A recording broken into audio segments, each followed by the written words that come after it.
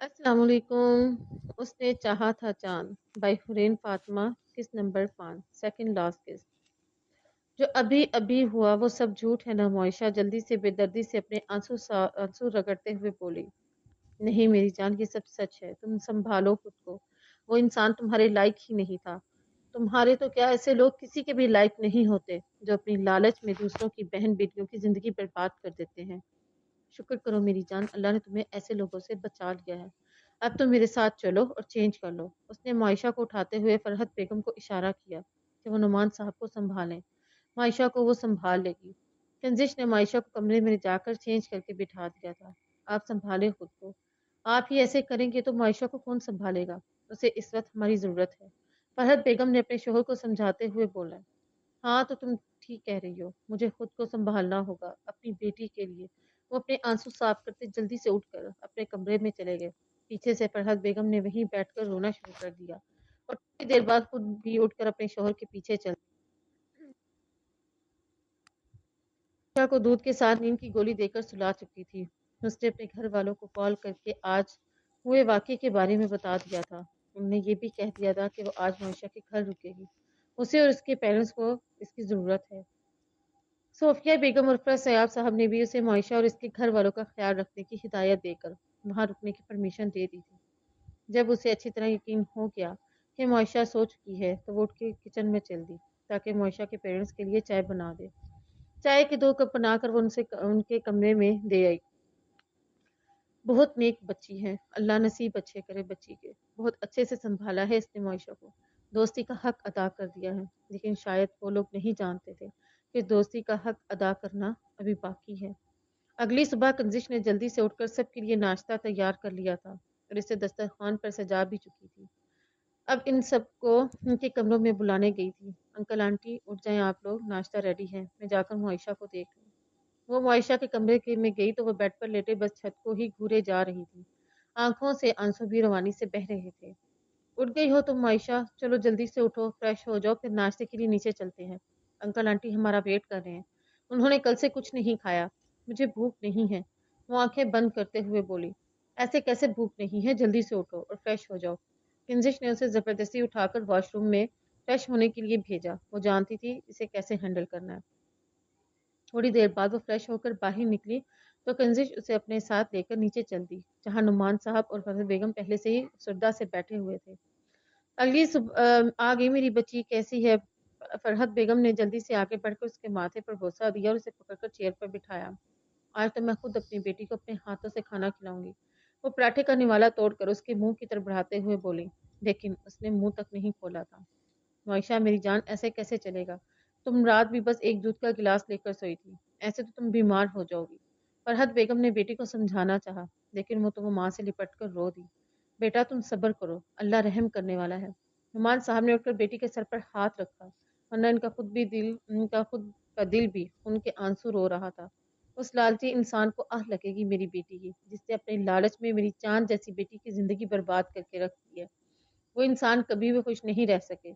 जो लोग दूसरों की खुशियां छीन कर खुश होते हों, वो खुद भी कभी खुश नहीं रह सकते। मुआयशा, मैं अंकल आंटी तुम्हारे साथ हैं, संभालो खुद को, चुप हो जाओ, रोना बंद कर दो। वो उठकर मुआयशा को फरहत बेगम से दूर करते हुए बोली, क्यों रो रो कर खुद को हलकान कर रही हो? तुम्हारे इन आंसुओं से इंसान का कुछ नहीं जाएगा, ना ही उसे फर्क पड़ेगा। लेकिन तुम ऐसे रो रो कर अपने करीबी लोगों को अजियत दे रही हो। क्या वो हफ्ता पहले का आया हुआ शख्स तुम्हारे लिए ज्यादा जरूरी है? हम तुम्हारे कुछ नहीं लगते। चलो जल्दी से ये जूस पियो। किंजिश ने उसे समझाते ही जूस का गिलास उठाकर उसके लबों को लगाया और साथ में उसकी पीठ को सहलाने लगी। उसने अपने माँ बाप के चेहरों की तरफ देखा तो उनके चेहरों पर भी अजियत थी, इसलिए चुपचाप जूस का गिलास खत्म कर लिया। फिर किंजिश उसे कमरे में लेकर खुद नीचे आ गई। मुझे समझ नहीं आ रहा बेटा, मैं किन अल्फाज में तुम्हारा शुक्रिया अदा करूँ। तुमने हमारी बहुत ज्यादा मदद की है। तुमने मायशा को बहुत अच्छे से संभाला है, शायद इसे ऐसे हम भी ना संभाल सकते। अरे अंकल, बेटा भी कहते हो और शुक्रिया भी अदा करते हो, ये तो बेगानों वाली बात हो गई। लगता है आप मुझे अपनी बेटी नहीं समझते। वो मेरी भी बहन है, इसलिए आपका शुक्रिया अदा करने की जरूरत नहीं है। उसकी बात सुनकर नुमान साहब ने उसके सर पर शफकत भरा हाथ फेरा और जाकर सोफे पर बैठ गए। अंकल आंटी आप लोग अपना और मायशा का ख्याल रखिएगा। پھر شام کو چکر لگاؤں گی. ابھی میں گھر جا رہی ہوں، ڈیڈ مجھے پک کرنے آ رہے ہیں. ٹھیک ہے بیٹا، دھیان سے جانا. وہ جو کنزش کو لینے اس کے گھر جا رہے تھے، راستے میں ٹریفک جام ہونے کی وجہ سے انہیں کچھ دیر وہاں رکنا پڑا. تربریز جو کافی دیر سے ان کا پیچھا کر رہا تھا، جلدی سے ان کے برابر اپنی بائک پر لا کر کھڑا کر دی. السلام علیکم. تبریز بیٹا تم؟ افرا سیاب صاحب نے اسے دیکھ کر خوش دلی سے سلام کیا.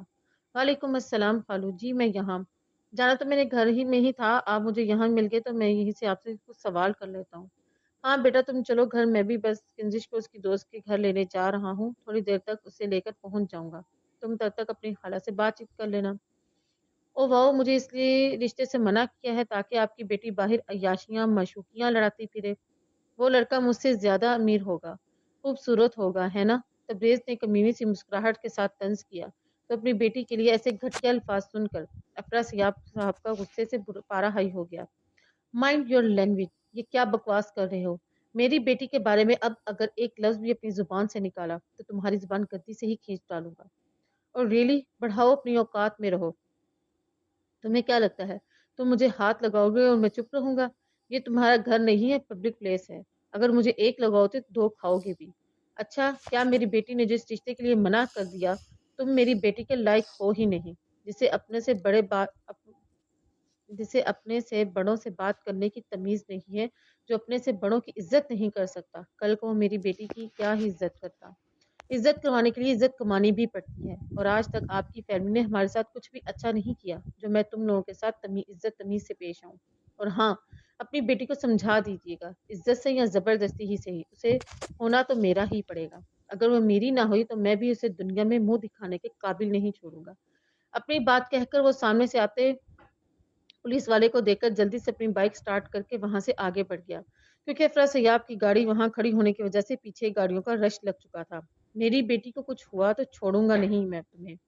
وہ پیچھے سے چیختے رہ گئے، لیکن وہ تو کب کا جا چکا تھا. پولیس والے کے کہنے پر وہ بھی جلدی سے اپنی گاڑی بھگا لے گئے. اب جہاں تھوڑی دیر پہلے ان کے چہرے پر سکون تھا، وہاں پریشانی نے جگہ لے لی تھی.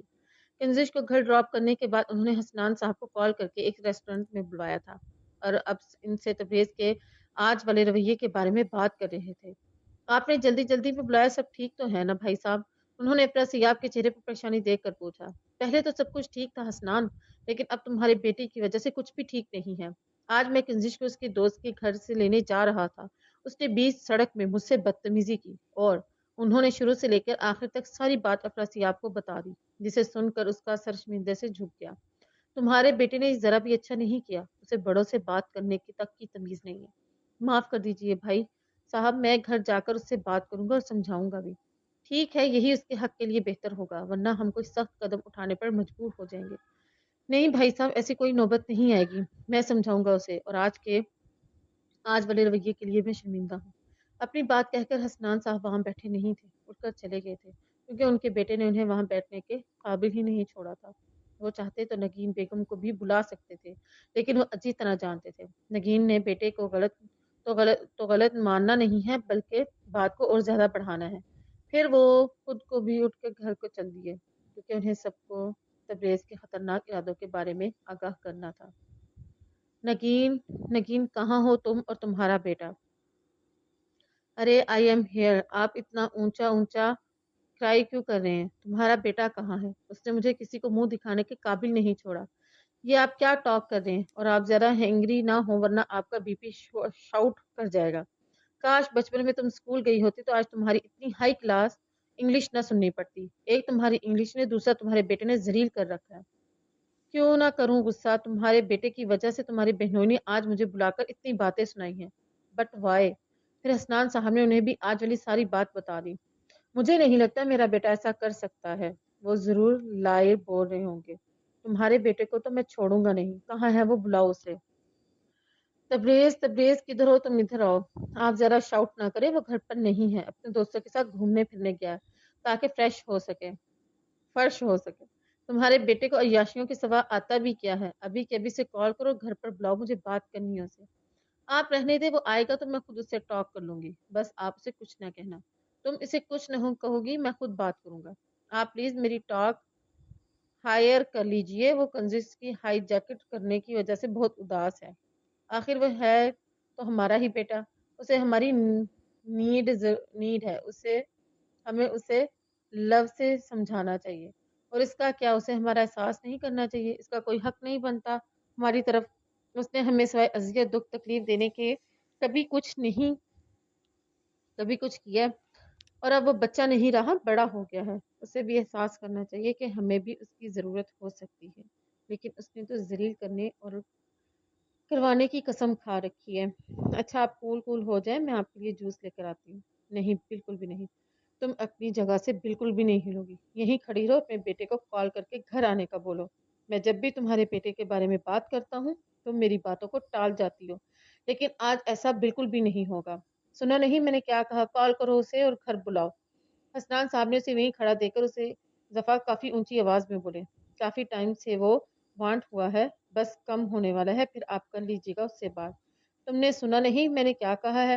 اب کی بار حسنان صاحب اتنے غصے سے بولے کہ وہ اپنی جگہ پر اچھل کر رہ گئی۔ نگین بیگم نے جلدی سے موبائل اس کا نمبر کرنا سٹارٹ کیا، جو کہ ہو نہیں رہا تھا۔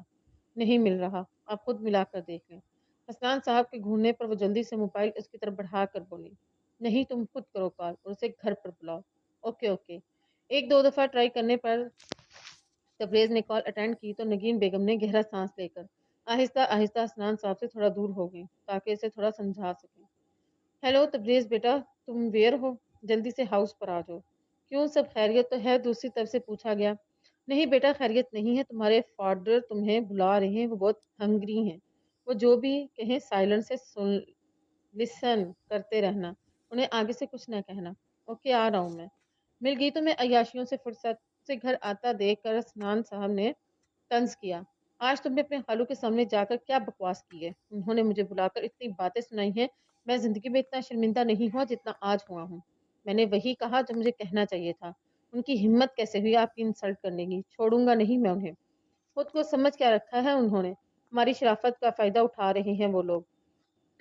دیکھو بیٹا، میں بھی تمہاری عمر سے گزر چکا ہوں، تم سنبھالو خود کو۔ کیا حالت بنا رکھی ہے خود کی؟ تبریز کو اور زیادہ غصہ کرتے دیکھ حسنان صاحب تھوڑا ڈھیلا پڑ گئے، انہیں بس کسی بھی طرح اپنے بیٹے کو سمجھانا تھا۔ ٹھیک ہے بابا، آئندہ میں آپ کو شکایت کا کوئی موقع نہیں دوں گا۔ وہ ان کے ہاتھوں پر بوسہ دے کر اٹھ کے اپنے کمرے میں چل دیا۔ میں نے کہا تھا نا لفظ سے سمجھائیں گے تو سمجھ جائے گا۔ چلے آپ بیٹھے، میں اپنے کو کچھ کھانے کے لیے دے آؤں۔ نگین بیگم بھی اٹھ کر کچن میں چل گئی۔ ہاں یار، مجھے تمہاری مدد چاہیے، ایک لڑکی کی تصویر اور ڈریس تمہیں بھیج رہا ہوں، اس پر خاص نظر رکھنا اور موقع ملتے ہی اسے اٹھا لینا۔ اور ہاں ایک بات یاد رکھنا، کسی کو ذرا بھی شک نہ ہونے پائے۔ اٹھا کر اس کا کرو گے کیا؟ دوسری طرح سے سوال پوچھا گیا۔ کرنا کیا ہے؟ وہ مجھے لچا لفنگا عیار سمجھتی ہے تو ساری رات دونوں مل کر عیش کریں گے اور اس کے ساتھ پھر مار کر کہیں پھینک دیں گے۔ وہ چہرے پر کمینی ہنسی ہنستے ہوئے بولا۔ نگین بیگم جو اس کے لیے کوفتے گرم کر کے لے کر آئی تھی، اس کی بات سن کر اپنی جگہ پر سن رہ گئی۔ تبریز یہ تم کیا بکواس کر رہے ہو؟ اتنے گھٹیا خیال تمہارے مائنڈ میں آیا ویر سے؟ تم ایسا کچھ نہیں کرو گے، تمہیں پتہ ہے نا تمہارے خالو کا، وہ تمہیں چھوڑے گا نہیں۔ کبھی سوچا ہے میرا اور تمہارے بابا کا کیا ہوگا؟ کچھ نہیں ہوتا ماما، جسٹ چل، وہ کوفتہ منہ میں ڈالتے ہوئے بولا۔ نگین بیگم بھی چپ چاپ باہر چلی گئی۔ ان کے بیٹے نے ان کی بات نہیں سننی تھی، شوہر کو وہ بتا نہیں سکتی تھی۔ افنان بیٹا، کل تم 10 بجے تک فری ہو جانا، ہم نے تمہارے لیے ایک رشتہ دیکھا ہے، ہم چاہتے ہیں اس دفعہ تم اکیلے ہی لڑکی سے مل لو، پھر ہی ہم شادی کی بات آگے بڑھائیں گے۔ لیکن ڈیڈ، لیکن کچھ نہیں، افنان بہت سن لی ہم نے تمہاری، اب اگر تم نے ہماری بات نہ مانی تو تم میرا مرا ہوا منہ دیکھو گے۔ ڈیڈ یہ آپ کیا کہہ رہے ہیں؟ اپنے بابا